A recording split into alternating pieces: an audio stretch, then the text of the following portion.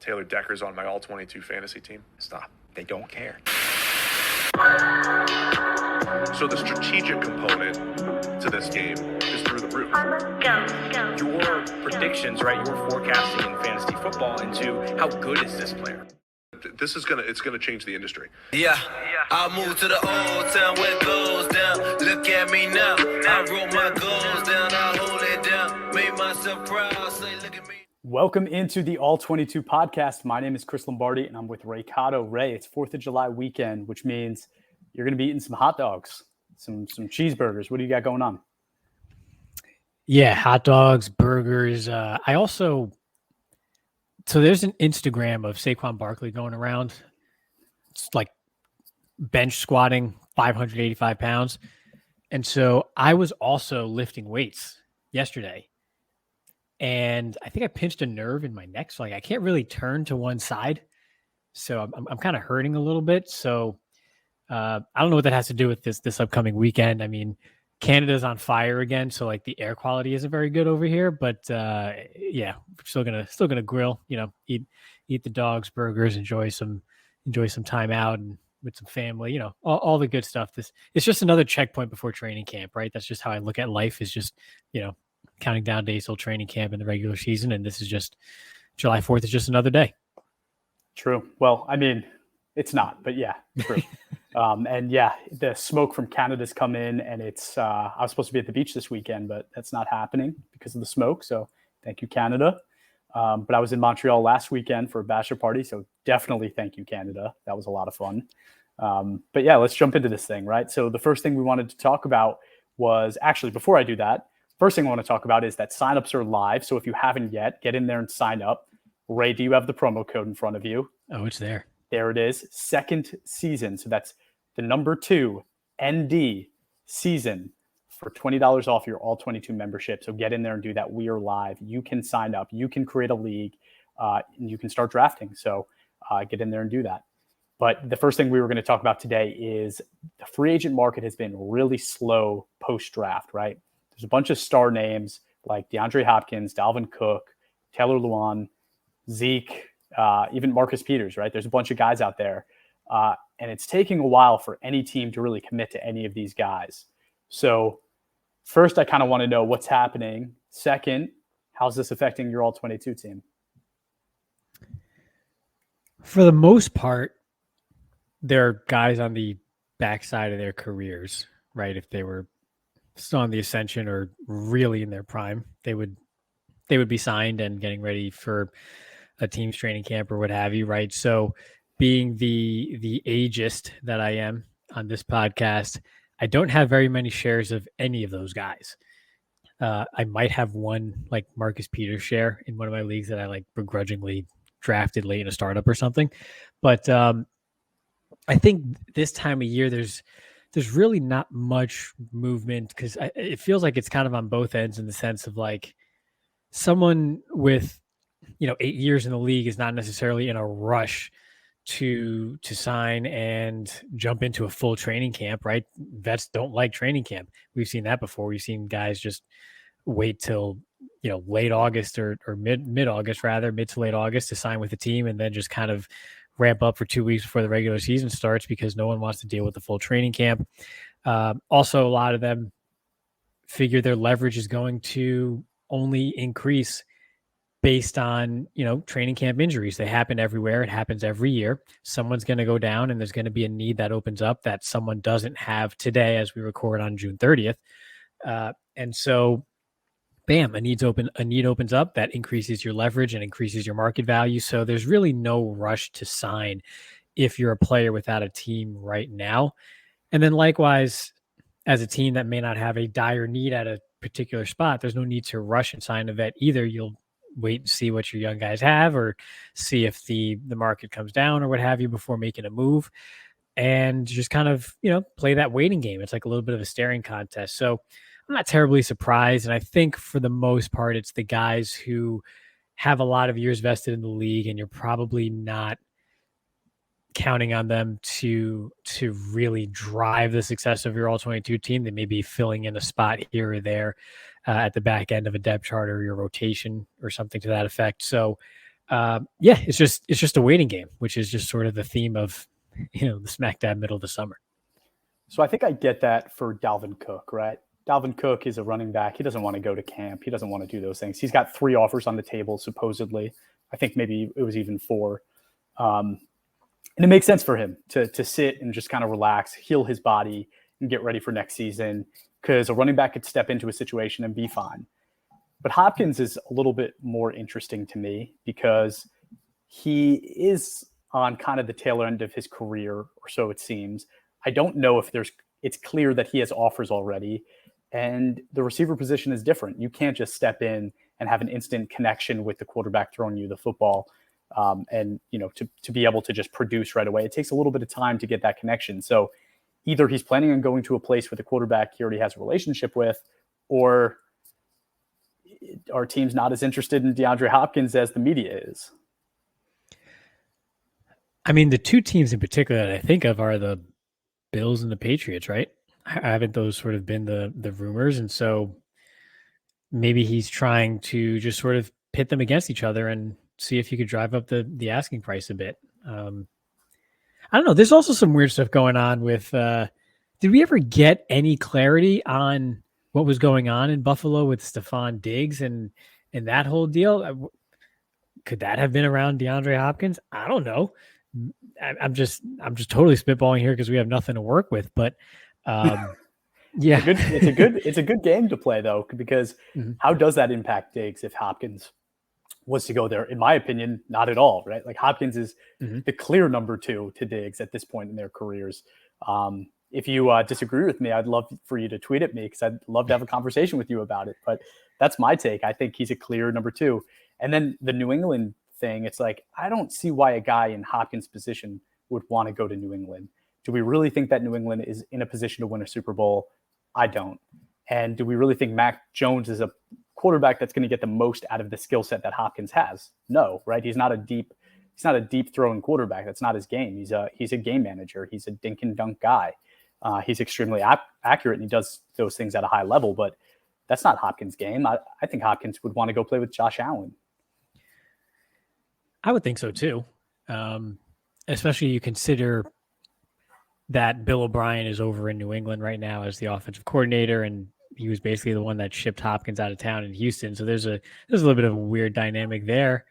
So who knows? I'm not the conspiracy guy on this podcast, right? And Bobby's not here to carry the torch on the conspiracy, but maybe those 2 teams were interested in Hopkins. Maybe Hopkins was like, hey, kind of feeling Buffalo, and maybe Stephon Diggs was kind of not feeling Hopkins feeling Buffalo, and that's what this whole thing was about. And now we're in this waiting game. I put like a 4% chance of that actually being the case, but it's fun to talk about on June 30th. So yeah, I'm just going to throw conspiracies out there until one of these guys signs, because it's because it's the middle of June. We got to fill some airtime, and it's just more fun that way. Sure. And I think, the part I wanted to get to with this is, how does this impact your fantasy team, right? So, I mean, for me, we talked last week about how I'm not going to add, and Ray, totally you're that guy, right? Like, these aren't the guys that we go after to try to build a team. But I would say that a lot of them could be like missing pieces that if you need one of them and you need somebody that's going to perform at a high level for your team and that guarantee, these are perfect guys to go after. So I think a guy like Zeke, maybe a little bit less, but if you're talking about like a Marcus Peters or Robert Quinn and a Taylor Lewan, those are guys that, like, I'm all for it. Go add them if you can get them for dirt cheap, right? If somebody else has them and it's going to take a 6th round pick or a 7th round pick, I'm all for that. Go get one of those guys if you think that they're going to be kind of that stopgap that you're looking for to help you win a championship. But if you're not in championship mode, sell these guys right now, right? Or the minute they sign to the new team, just make sure that you have a deal in place to get rid of them. Yeah, I know we did a pretty lengthy segment on DeAndre Hopkins a few weeks back, sort of about this very thing, right? It's like he's getting older, little nicked up, could be late career Julio Jones, which is not a good thing, right? But when we last saw him, he was still playing and grading at a very high level, which is important at wide receiver, especially the second highest valued position in the game. So if he's still that guy who's grading very well for you, that's a big deal. That's an impact player, even if it is for 1 year. You just have to balance whether you think he's still that guy, with the added variable being that you don't know where he's going to be as well. Who's going to throw him the football? What does the offense look like? What does the situation look like overall? So there's more questions than answers there. So I guess the first question you have to answer for yourself is, do you think he's still that guy? Because if so, then it, like you mentioned, there are some other question marks out there, but at that point, it may be worth the price of trying to add him on the low here for, a contending team if you're looking to go for it. Sure. And I didn't prep you for this one, but I think it's a good question to ask. We know that Tony Pollard is getting a lot of hype to be the guy to replace Zeke. So I'm not going to talk about him. But who's replacing Cook and who's replacing Hopkins? And how do we start to evaluate those guys, right? So I think behind Cook, there's a couple guys to think about. Who do you like the most and what are they worth, right? Like, what is it worth going and pursuing one of those guys? I would take Dwayne McBride as my third running back on my roster, and I think he's got some really high upside. He fell in the draft because of off-field stuff, apparently, and not necessarily anything related to his game. So I think the running game is set up well for the next guy in Minnesota. Now, it may be a full timeshare. I just don't see Alexander Mattison taking the reins and getting a lot of carries there. So I think at the very least, it's going to be a committee there between those two, Mattison and McBride. And I like the talent and upside of McBride. So I'm gobbling up a lot of shares of Dwayne McBride if I can get him, just because the upside is there and you're not taking him as your number one running back. So it's definitely worth a shot as you get later on in your drafts, both startup and rookie. So 100% in on Dwayne McBride. I think we've seen what Mattison is at this point, and it's a really solid number 2 guy, but not someone who can elevate as the guy. So probably not someone you're looking to really stash or hold on in your all-22 team, like someone like Dwayne McBride may end up being, based on his potential upside. So that's my play for the Dalvin Cook replacement there in Minnesota. For receiver and replacing DeAndre Hopkins, I'm just staying away. Are any of them even like over 5'10"? I forget, but I think they discussed it on the PFF NFL pod too, about how like, hey, they just need like one more like short slot receiver and they can just roll them all out there. Well, they got rid of Andy Isabella, right? If they had him still, if they had him back, perfect. Yeah. Mm-hmm. But I mean, there's so much quarterback uncertainty there. When does Murray return? What does he look like when he does return with the knee? It's not a good roster. It's not a good situation. I'm probably staying away from skill guys in Arizona and really just looking at players whose performance is solely dependent on them only and not necessarily the environment around them as far as who's throwing them the ball. Is anyone there to draw coverage from them? Are they facing stack boxes, things of that nature? So yeah, I'm taking a shot on Dwayne McBride at running back, and I'm probably just staying clear of all Cardinals weapons at this point. Okay. All right. Let's jump into the new segment we're going to kind of introduce today, which is just called Hidden Gems, right? So we want to talk about guys that maybe aren't the top players on the team, guys that like everybody knows to go invest in, maybe guys that you might have been down on last year, right? That we think might have huge upside this year. So today we want to just talk about the AFC East. And as always, right, we're going to go alphabetical, starting with the Bills. And I'm curious, Ray, who is it that you said on this Bills team is a hidden gem? Because it's full of a lot of superstars. So who's your guy? I'm interested to see how often we overlap on these guys as we go through. We didn't prep. So I have one for each side of the ball. I would say mine's calling defense. If you want to do offense, then I was going to start with defense because I think to call my offensive player a hidden gem is probably a bit strong, but that's fine. We'll go with it. I'll go on offense then. So, of course, I'm going Connor McGovern, who's slated to be the left guard over there in Buffalo. So he never really clicked with Joe Philbin in Dallas. At least that's sort of the word out of Dallas. And so he flashed talent, but never really put it all together at any point during his tenure there after he was drafted in the 3rd round a few years ago. but he was also never provided a consistent opportunity to playing time, right? When he was drafted in that guard, they had Zach Martin and Connor Williams at each guard spot already. Then in 2022, they drafted Tyler Smith in the first round to play left guard. And of course, like I said, you had Zach Martin at right guard. So there's really no window for McGovern to play, at least at the start, until injuries hit. And then that's essentially what happened. Injuries hit. Tyron Smith got hurt again. Surprise, surprise. The Cowboys moved Tyler Smith to left tackle midseason due to those injuries to both Tyron Smith and Jason Peters. And then eventually Terrence Steele also got hurt. But Connor McGovern also got nicked up early on in the year and never seemed to really regain his footing, even when he came back into the lineup and started at left guard for the remaining 12 games or whatever it was. He graded out as a much better pass blocker than run blocker, though. He was actually 14th best in the NFL in 2022 as a pass blocker. And so the Bills were top 8 in pass attempts per game in the league in 2022 and just drafted another offensive weapon in Dalton Kincaid, that's a receiving weapon. That's not an inline blocking tight end by any stretch. If anything, he's a slot receiver. So that goes to show you where their head is at over there in Buffalo. So now Connor McGovern gets a fresh start and a new offensive philosophy that seems to suit what he did well during his time in Dallas. And again, at a position that's not very deep throughout the league, where we don't have a lot of good, dependable, reliable guards to really fill our all-22 rosters with, McGovern could be a sneaky good play here. And this time next year, it could be a lot higher in the rankings than he is today. So if that resonates with you, just be sure that you're drafting or trading for the right Connor McGovern. I like that one. I think that's a pretty good take. Mine's on the defensive side, like I said.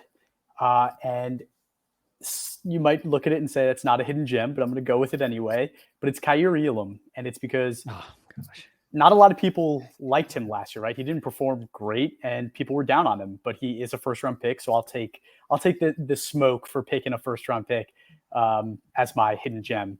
But the reason I picked him is because he was tested a lot last year, right? He was asked to be the Bills' number 1 corner when Tre'Davious White was out. And he had to face some of the best receivers in the NFL. And every single week he was getting taken advantage of, right? But there were a few games that I saw some good things from him. And I especially saw that in his 2 playoff games, right? So he had 2 playoff games, one versus Miami, one versus Cincinnati. Those are 2 of the best receiving cores in the entire league, right? He had an 88.1 grade against Miami and then a 74.2 against Cincinnati. So his 2 playoff games against the best receiving cores in the NFL, he showed up to work, right? He gave up 2 catches for 8 yards in those games combined and came away with an interception, right? So while he struggled throughout the year being the number 1 guy, when it came to, push came to shove, he showed up for work and he did his thing. And I love that.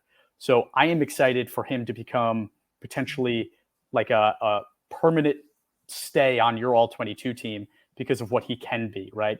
Yes, he had a rough year. He was asked to do a lot, but we saw flashes of a really good corner with a great athletic profile who's 6'1" and runs in the 4.3s. So I am taking Kaiir Elam. I think if you haven't yet, if you were down on him, if you're thinking of selling, I would not hold on to him. I think you got a good player in Elam. I like that. It's the easy answer, so I should like it. But you made a good case there. I actually went with another corner. I went with Taron Johnson because I think the kid is just consistently good and doesn't get any love for it. So yes, Taron Johnson, consistently good, never gets any love for it. In 2021, he had the 4th lowest passer rating given up in slot coverage, with the 2nd most coverage snaps of anyone in the top 10 when it came to passer rating given up. That did fall to 30th in 2022. Because as we talk about with high variance at cornerback, 6 of those receptions against him went for touchdowns. So he was still 9th among corners with 250 coverage snaps in the slot as it relates to yards per coverage snap given up. So it's not as if he was giving up a ton of big plays. It's just the ones that he did give up ended up in the end zone, which is obviously not where you want it to be. But again, that just kind of goes to show the variance of corner. And so to me, I look at that and say that 2022 appeared to be on the low end of the range of outcomes for him based on what we've seen, which was still a top 20 graded season among all qualifying corners in 2022. And I doubt he's on many top 20 cornerback lists these days, but maybe he should be. So maybe that secondary in Buffalo is shaping up to actually be a pretty strong unit with Johnson, the emergence of Kaiir Elam, and if Tre'Davious White can get back to form, he kind of had a couple down years here lately. So maybe if he can kind of get back to his old self, that's a pretty strong trio. Yeah, I really like that, and it's a good point, right? Like that was a really weak spot for them a couple of years ago. And in one draft, did they actually turn it around? I think there's potential for that. And I think there's potential for that for your all 22 teams as well, right? Those are guys that you should go and look at as investment pieces, because when Von Miller comes back, right, that only helps those guys, right? He was gone for a lot of the year. They faced a lot of injury last year, that defense. So when you get those vets back out there, I like to see what those kids really become. So definitely worth a shot. Let's move to Miami. I'll lead this one off. If you look at Miami's roster, right, up and down, it's one of the best rosters in the NFL. So it's hard to really find a guy that's like you haven't heard of, right? Like I'm not going to surprise anybody with a name that they haven't heard of yet. But what I will say is I think there's a guy that has potential to step up after a really rough start to his NFL career, and that's Austin Jackson. So Austin Jackson and Liam Eichenberg are the two guys on that offensive line that I think everybody's like basically done with. And I feel that way about Eichenberg. I think he might be done, but I think Austin Jackson deserves a shot. And the reason being is we haven't really seen him yet in the Mike McDaniel's offense. He came into year 3 with the hopes of playing next to Robert Hunt and Connor Williams and across from Terron Armstead, right, on the opposite side. And he played about 14 snaps in week 1, and that was it, right? He basically was done for the year, got injured, came back in week 12, but wasn't healthy and missed the rest of the season. So injuries just totally ruined his year, and we have no idea what he will look like in that offense. Again, that was his 3rd year in the NFL. He's only had 2 where he actually played. He was like a mid-50s player, so definitely an underachiever, but he has kind of jumped around position to position there in Miami as well, and now is meant to settle in at right tackle.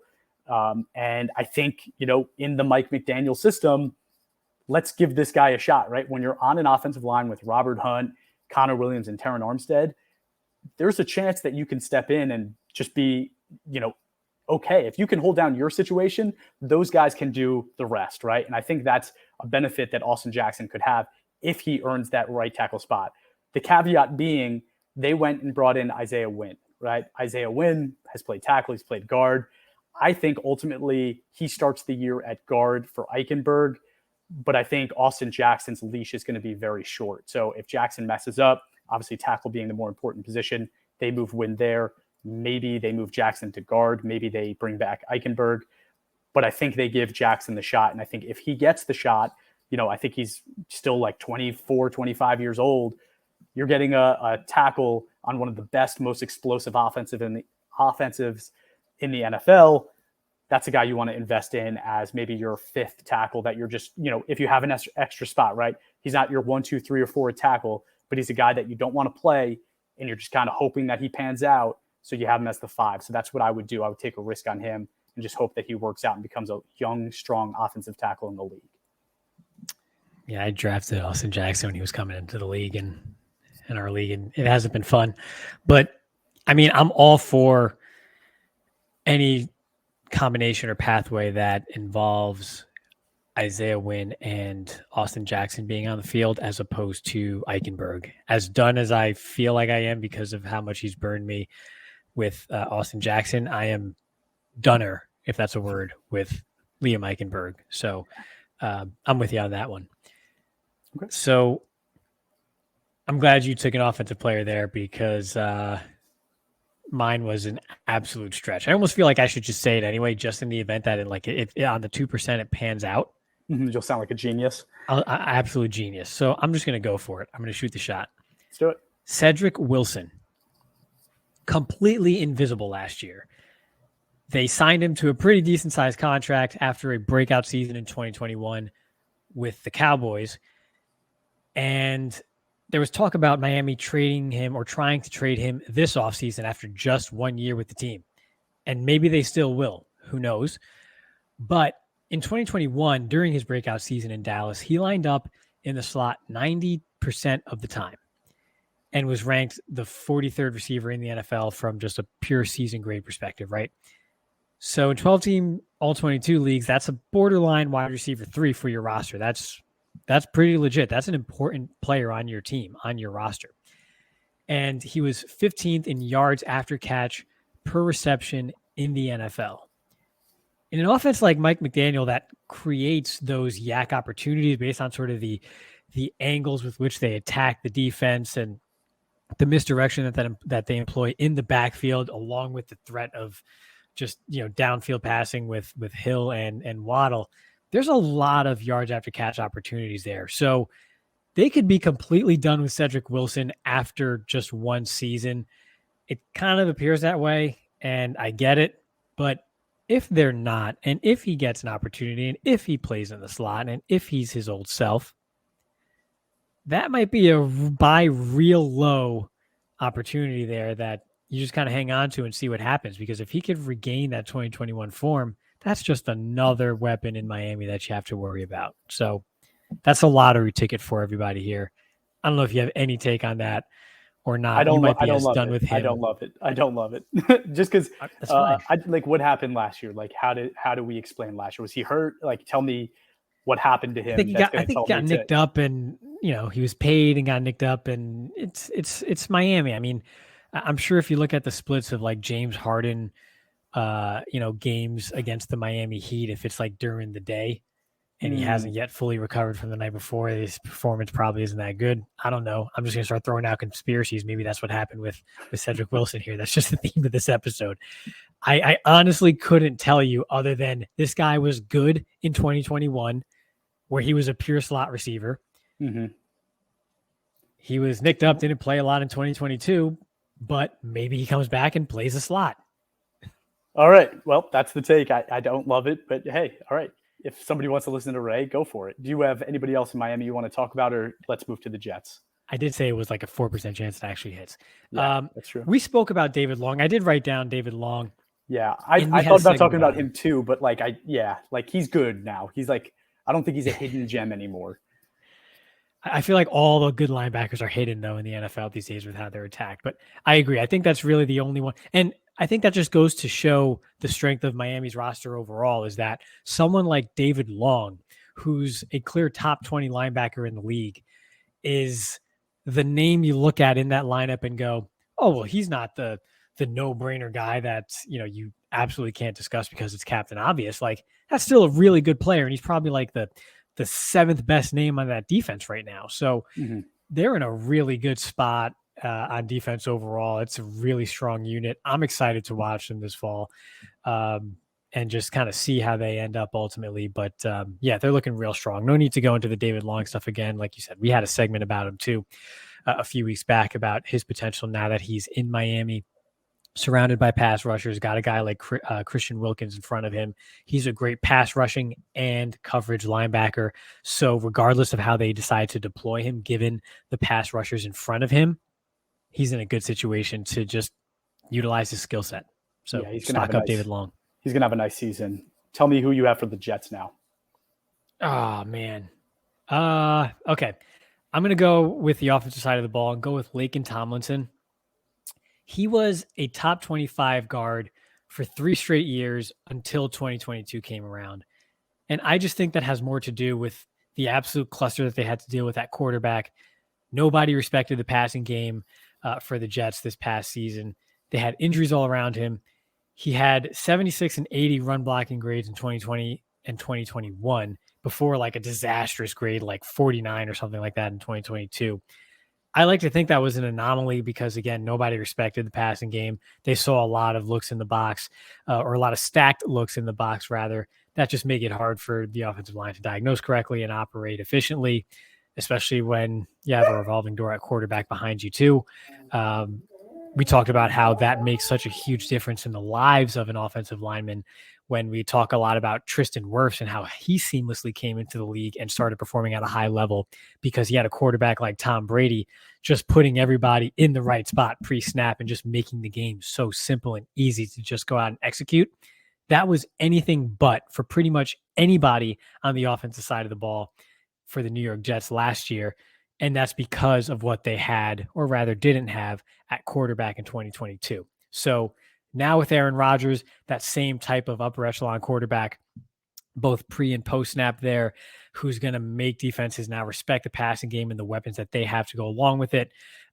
They get, Breece Hall back, and they have some good running backs overall as well too, not just Breece Hall, but as far as the entirety of the running game goes, things are sort of looking back up for the offensive line as a whole. The situation's better, and I think that's going to help Laken Tomlinson be closer to the guy that we saw from 2020 and 2021 and less of the guy that we saw in 2022. I think that's a great take. And it's such a good take that I have a very similar take about a different player on the Jets offensive line. But before I talk about that, I just want to say, looking at the Jets team, it is very good. But John Franklin Myers, you don't hear anything about this dude, and he is absolutely one of the most under-the-radar studs in the NFL. So I'm going to talk about him for a second. Not that he's a hidden gem, just want people to hear about John Franklin Myers, right? He's 6'4", 288 edge, who puts his hand in the dirt a lot, right? But he's a much more balanced player than just a run-stopping defensive end, right? His run and pass D grades are around a 75, which is great, right? Week in and week out, if you're getting 75 grade from your edge rusher, that's a very productive and good edge, right? His 2021 season, he graded 80.3, and in 2022, 82.6. Last year, he was our 10th edge in all 22 because of how many points he scored. Would you have ever thought that he was the 10th best edge based on the amount of conversation said about him? Absolutely not, right? No, absolutely not. John Franklin Myers, people, go draft him. Add him to your team. He's young. He's talented. Add him to your team. Yeah, people need to respect him a bit more. I feel like I actually have quite a few shares of him, and it's funny because occasionally I'll get a trade offer for him, and it's as if the offer is the person on the other end clearly thinks highly of him, and they're banking on me not thinking highly of John Franklin Myers because he's so underappreciated and not talked about at all. So they're just trying to rip me off, and I'm just like, that's not happening, pal. This dude's a really good player, and I'm just going to keep him. He's a good player. He's not my hidden gem, but he's a good player. My hidden gem is purely projection. And I did this because I think he might end up being the savior for the Jets this year. So you were talking about a 2% chance on Cedric Wilson. This guy's probably got a 0.01% chance that this prediction is going to work out, but the Jets are good. So I had to figure something out. And it would only really ever happen is if Becton really doesn't come back healthy. So that's what I'm banking this projection on. Becton doesn't come back healthy. Who is going to save the Jets? Who's going to step into that right tackle spot and be the anchor that's going to help carry them to deep into the playoffs to win that Super Bowl that they've been dying for? I don't think it's going to be Vera Tucker because I think Vera Tucker is going to play guard. And I think what they do is they use Yadni Kajowski. I don't know how to say his last name, but this dude is actually okay, right? He's actually okay. And he is their backup tackle right now. He's 6'5", 310. He has 2 years in the league, 278 career snaps at 27 years old. But he's coming out of New England, which is a good offensive line situation, right? Good coaching there. So this guy probably knows more about how to play offensive line than anybody on the Jets. And he's going to walk in for the same reason you said, to an offense being led by a veteran quarterback, which we know has a very positive effect on offensive linemen. So Kajowski, he's going to step in. He's going to play right tackle for the Jets when Mekhi Becton doesn't come back healthy, and he's going to be the savior for the Jets. And you're going to have him on your team as your sixth offensive tackle, and it's going to be your Super Bowl Week 14, and you're going to end up starting him, and you're going to win it. And I accept thank you cards in the mail, so feel free to mail them to me up in upstate New York. What do you think of that one? If I could pronounce his name right. Sure. Yeah. Yadni Kajust. Yeah, sure. I thought you were going to go with Billy Turner from your Green Bay Packers who then went over, but that's sure. I mean, that's that's something. That's a lottery ticket. It's So a hidden it's gem. funny. It's real hidden. It's funny though, because if I was in charge, right, and that's why we play this game, all 22, because Mhm. we all feel like we should be in charge. I am the guy that, like, instead of saying, "Oh, let's take Vera Tucker and move him over to right tackle because tackle's the more impactful position, it's the most important position, on the offensive line," I say just take your best player and say, where is my best player at his best? Oh, guard, great. You're the guard. We will figure out tackle because I want my best players playing at their best because that gives me the best chance to win. Many others are of the different mindset of take your best players and put them at the most important positions, even if he'd be a 9 out of 10 guard, but he's a 7 out of 10 tackle. Well, they'll take the 7 out of 10 tackle. Chris Jones I playing liked, edge. yeah, the Chris Jones playing edge thing. Exactly right. And it turned out they started moving him back inside way more often after that because he was just more effective that way. So I think you play your best players where they're at their best and you just go from there. Just let that be your priority as opposed to just trying to plug holes, because you kind of spread your top guys too thin and they're not as impactful as they otherwise would be. So if I was in charge, Yadni Kajust would have a greater than 0.01% chance of actually getting his shot. So Agreed. that's all I got to say. I also would just hope that it doesn't come because I have Mekhi Becton. That's just another one. I got burned so badly in our startup, inaugural league draft between guys like Mekhi Becton and Danielle Hunter and all these other guys that I drafted highly and just got hurt all the time. So I would like to see Mekhi Becton fully healthy and able to show what he can do and see if he can truly be the guy. I think everybody would. It's just I think you need to hedge your bet, and I think this is the guy you hedge it on. But tell me who you have for New England. Oh, this is a fun one. So the New England Patriots, many of you may have forgot that this person existed, but I'm going with Hunter Henry. And why am I going with Hunter Henry? Because he's a tight end and they have Bill O'Brien back. If you recall, Bill O'Brien orchestrated the last great 2 tight end offense in the NFL. It was revolutionary. It was Rob Gronkowski and that other guy. And then Bill O'Brien got hired at Penn State, and he had a slew of tight ends as the focal point of that offense too. Guys like Jesse James, and then guys you haven't probably ever even heard of, like Adam Brenneman before injuries derailed him. They had like walk-on guys named Matt Lehman and another guy named Kyle Carter who were featured in an offense that had Allen Robinson at wide receiver, and they were still featuring tight ends in that offense, despite these guys having no true NFL future or prospects, just because of how that offense is designed, built, and how they attack the defense at 3 levels and kind of from the middle out. And so that plays very well into the hands of tight ends under Bill O'Brien's tutelage, right? So Hunter Henry is back in New England. He's under Bill O'Brien. Yes, they got Mike Gesicki too, but that doesn't bother me because, again, Bill O'Brien has proof of concept for a 2 tight end offense. And at wide receiver, they don't have anybody that's really going to gobble up a ton of targets or command a ton of targets from their quarterback. So they're going to be relying on their tight ends. So Bill O'Brien has a plan for tight ends, and that's a very, very good thing if you have one of his tight ends. So having Hunter Henry and Mike Gesicki is not a hindrance to either one of them. To me, it actually just shows that they have a plan for the position. And again, when Bill O'Brien has a plan for tight ends, it's a very, very good thing. I like that a lot. And I mean, I guess what's the difference between those 2 guys as well, right? Is one can block and one can't. And in all 22, blocking for a tight end is very important, right? So if Gesicki goes up there and he's a liability as a blocker and they ask him to block, you definitely would rather have a Hunter Henry on your side. So that's a good one. That's a really good one. My hidden gem might even be more hidden than Hunter Henry. And that's Mac Jones, dude.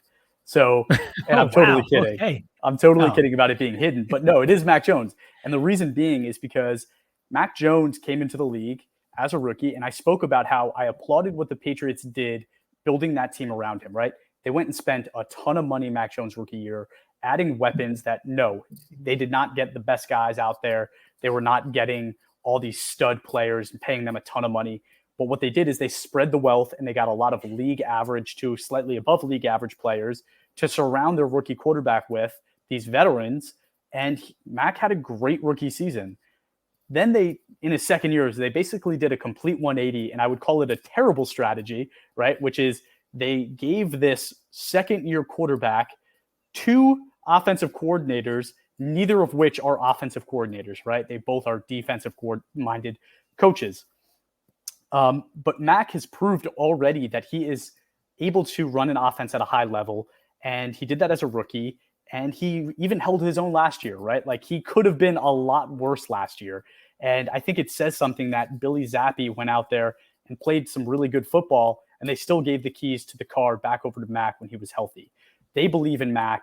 And what did they do this offseason? You already talked about it. They went and added Bill O'Brien, his college offensive coordinator, to help Mac Jones regain kind of and reestablish his game and hopefully help him become one of the league's top quarterbacks in the NFL. The reason I'm talking about him here is this hidden gem is because I think a lot of people have already given up on Mac Jones, thinking that he is only this Jimmy Garoppolo quarterback. I think he can be better than that. I don't think he's ever going to be Patrick Mahomes. He's not the same kind of guy, but I think he can play football at a very high level and be in a very effective quarterback. And now he has the coaches in place, along with Bill Belichick running that defense, to put him in a situation where this could be a winning situation. No, I don't think it's as good as maybe any other team in their division, but it doesn't mean it's not a good football team, right? That's only 6 games in the division that he has to worry about these top teams. Yes, they're going to have some tough games in that AFC, but Mac Jones can still play at a really high level. And when you're talking about quarterback in all 22, it is very expensive, right?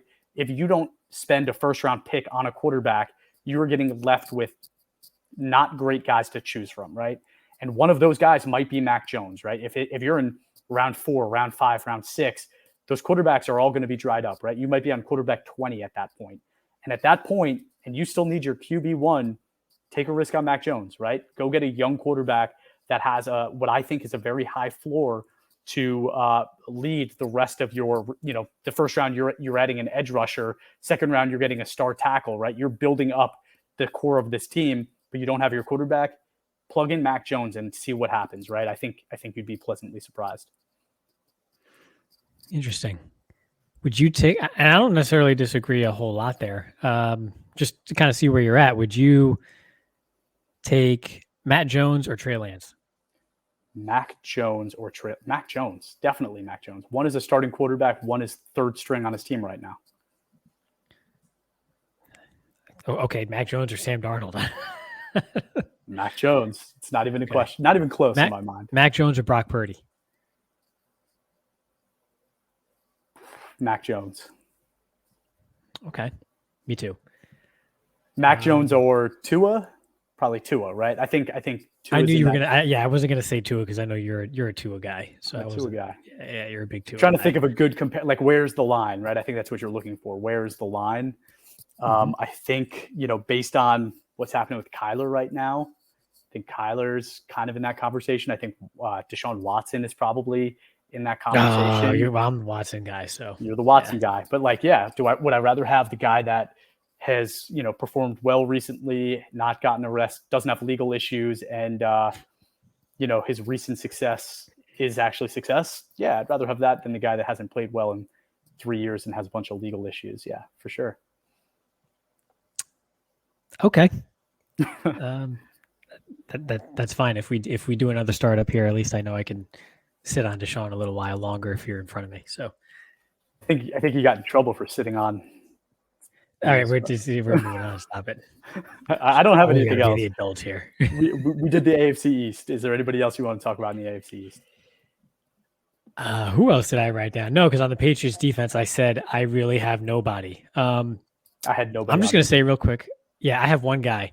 I don't have a ton on him, but Adrian Amos, right? The Jets starting safety just went down. Was it Chuck Clark, I think, right? Got an injury. They signed Adrian Amos. He was really good for several years and then was just really bad last year. Maybe he was an anomaly, right? And now he's on a defense with Aaron Rodgers on the other side of the ball again on his team. And who knows, maybe that's all he needs. I don't know. Just a shot in the dark there because we talk about how hard it is to find good safeties in this league. Yes, he's 30 now. He's not a long-term answer or anything like that, but If you got a guy who was good 4 out of the last 5 years, yeah, the most recent year was bad, and maybe that's just who he is now, or maybe that's not. Maybe that was just, part of the variance, and he'll have at least one more year where he's sort of back to his previous form. And that can buy you some time to try to figure out safety, because it's a tough position to figure out overall. Well, think about how bad the Packers defense was overall last year, right? It was a severely underperforming group. Now he goes to the Jets. They have the best defensive back group potentially in the NFL. So, yeah, I like that situation a lot more for Adrian Amos. I think people have definitely heard of him, right? He's a name. He's a household name at this point. But I agree with you. He could be a hidden gem in the fact that, his recent performance is nothing for you to be confident about. So, somebody you would be taking a risk on by adding. Yep. I like it. All right. Well, thank you everyone for tuning in. If you haven't yet, please give us a follow on Twitter, Instagram, Facebook, and TikTok at all22_PFF, and leave us a review wherever you watch or listen to your podcasts. And again, you can come and you can sign up at all22.com, all-22.com, and sign up with code second season. That's 2ND season for $20 off your all-22 membership for 2023. Get in here early. There's leagues filling up. We want people to draft as soon as possible so that you can start making trades and really just feel what we're feeling, right? It's all good vibes over here at All22. So get in there and sign up. Thank you again for tuning in.